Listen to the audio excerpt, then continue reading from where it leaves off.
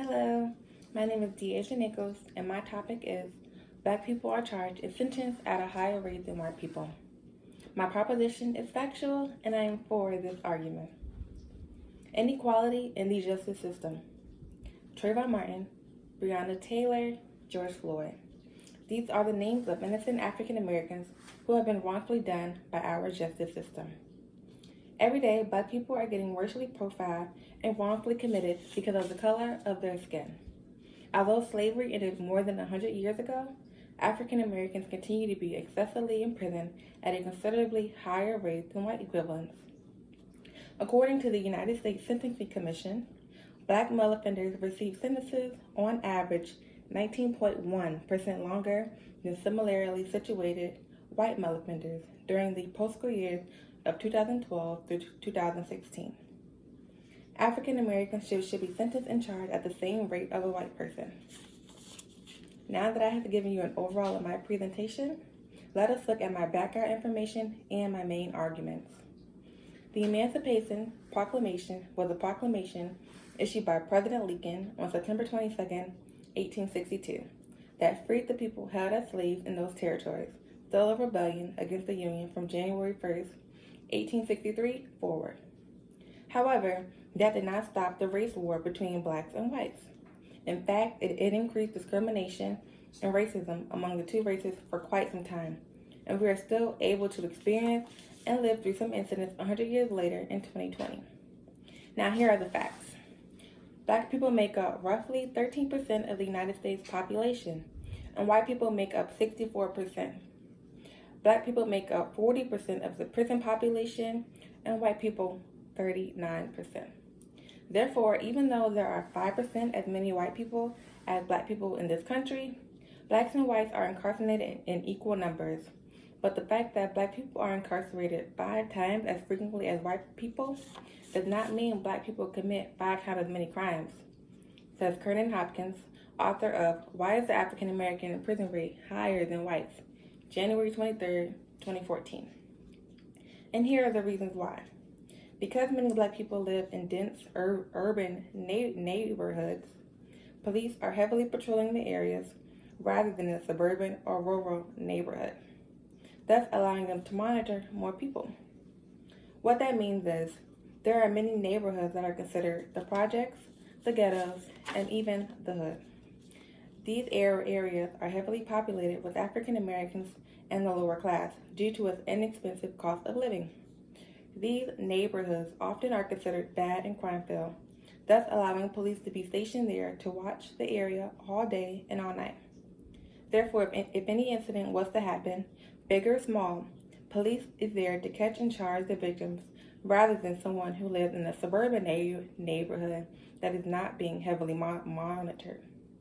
This could possibly be the reason why African Americans are arrested for violating marijuana possession laws at nearly 4 times the rate of whites. Yet both ethnicities consume marijuana at roughly the same rates. According to the article, Racial Disparity in Marijuana Arrests, October 5th, 2020. The same article also says, according to a 2020 analysis by the Washington Post, between 2015 and 2019, there were 3,631 marijuana arrests in the District of Columbia. 89% of those arrests were blacks, even as they make up only 45% of the city's population. Police officers are also racially profiling and discriminating against African Americans.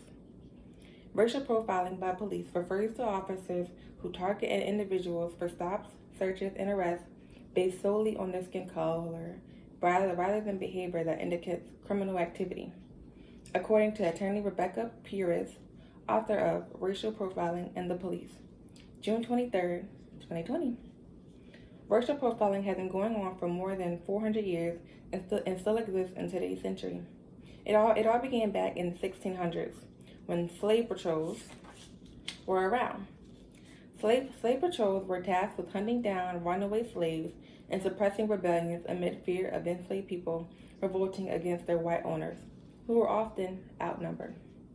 They were not designed to protect public safety and in the broadest sense, but rather to protect white people and wealth.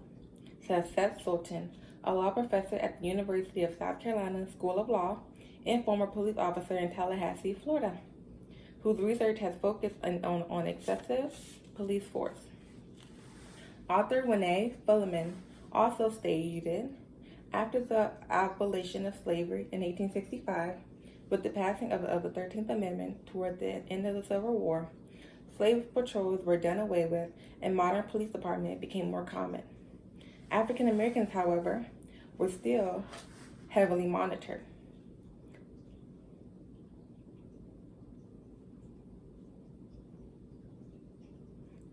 African Americans were heavily policed by law enforcement officials, especially in areas that passed black codes or laws that restricted property ownership, employment, and other behaviors.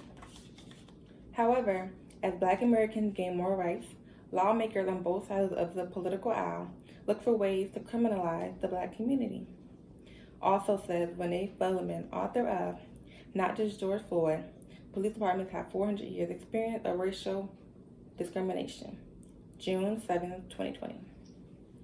In 1971, the Nixon administration launched a war on drugs, resulting in increased arrests and harsher sentences, largely aimed at Black people.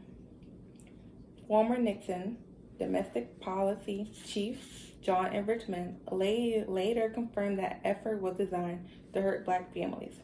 Also says author Renee Fullerman of Not Just George Floyd, June 7, 2020. What's sad about the situation is that in today's century, where our history with discrimination is well known and our laws on equality are written in black and white, it is still very common to see racism within our police system. An example of racial profiling includes an African American, male or female, driving in a brand new luxury car, getting pulled over simply because of the color of their skin. The officer is racially profiling that it is not their car and it is somehow stolen from someone who could actually afford it. Lastly, the Bureau of Statistics has found that 1 in every 3 Black men will go to prison in their lifetimes. 1 in every 3. While people of color make up 30% of the population, they account for 60% of those in prison. The prison population grew by 70% from 1970 to 2005, a rate that is outpacing crime and population rates. The incarceration rates disproportionately impact men of color.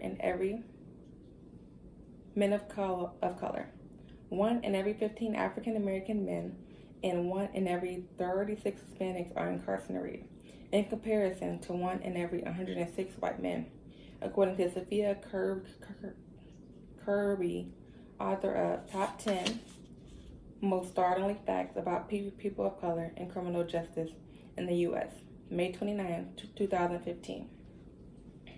On the other hand, there are some different views that feel the complete opposite.